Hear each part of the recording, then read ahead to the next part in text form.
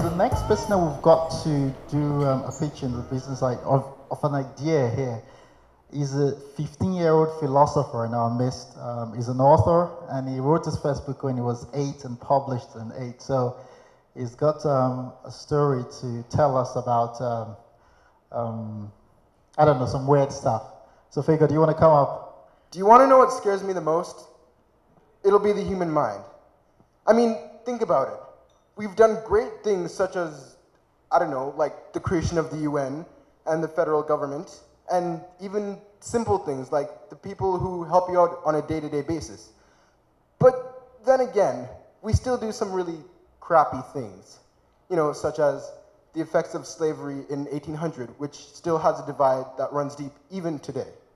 And a little closer to home, say the residential schools that have been running and haven't closed till the late 1990s. But also, the human race is just downright weird. Like the fact that the Romans used to use pee as mouthwash. Or maybe even weirder, the fact that 23% of all photocopier faults are caused by people sitting on them and photocopying their butts. Well, I guess you could say that those 23% of people are assholes, in my opinion. Moving along now. I'm sorry, I'm a little nervous. Moving along now, I would like to explain a few things, such as an idea, which is that of the human race being in an existential depression. Now, before you comment on how this makes sense, let me just explain what existential depression is. Okay. So let's say it's basically an idea or a state of being where one wonders what's their purpose or whether their life even has any purpose to it, etc., etc. And I'm saying that humanity is in an existential crisis because, I mean, look at what we've done. We've built buildings, entire cities. We've even created simple things like that disco ball up there. But at the same time, it still doesn't quite fill us. Okay, I may have taken you down a bit with that idea, so let me try and bring you up a bit. I mean, let me try and make it sound a little lighter.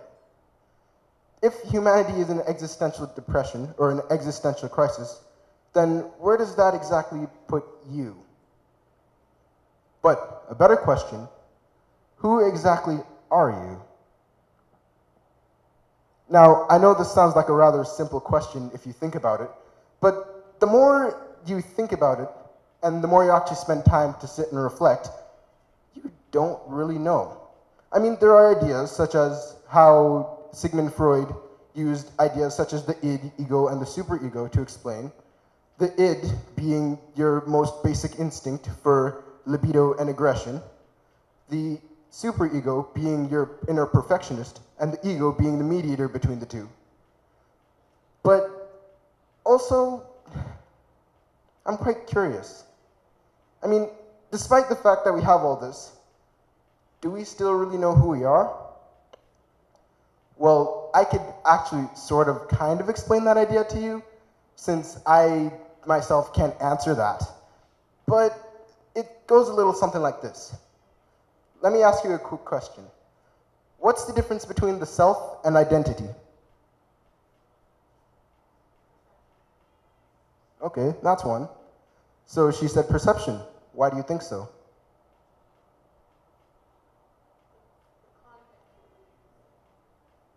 Okay, well played. This young lady right here is on her way to becoming a philosopher. I wish you luck, madame. So my idea is that the distinction between the self and identity is that identity is sort of like putting yourself in a box. Like, it's things that you know are you that will never ever change unless something drastic happens. Like the fact that, like I'm a male and I'm black, for example. Those could be factors of my identity. But myself is a little more fluid. It's the stuff that I do from a day-to-day basis, like my favorite music or my favorite foods. I mean, one day I could love sushi, and then the next day, bam, McDonald's. But yeah, that's never gonna happen. I don't wanna get fat. But the main idea is that you aren't really just one person. The idea of the true self, which is the idea that you are just one person and you are who you really are when no one is looking, I don't believe that. To me, it sounds like a proton pseudos, or for those of you who don't know Greek, which I think is everyone. Am I wrong? Okay, good. Which means, in English, a first falsity. Why I say this? Okay, think about it like this. Let's say you have an orange. A nice, juicy orange. Now, divide that orange into its separate components and its separate slices. Does that make it like part of different oranges? The answer to this would be no. And how this relates to the self is that while you do have separate pieces, they still all make up you. And this you is just a bunch of pieces put together, if you get what I'm saying. But it also brings another interesting idea into this. But before I can ask you that interesting idea, let me just explain that identity and the self are also very intermingled, if you get what I'm saying. An identity can turn back into a self, and a self can turn into identity. And this transition is what I'd like to call habits. The things that you do every day even without thinking. So like waking up at 5, going to the gym. Well, I don't do these stuff, so I don't blame you if you don't. But this idea that I want to present to you about the self and free will is that, how do they relate? Like, I know I've explained all these ideas to you, but the simple trick to being a philosopher is basically just thinking. Thank you.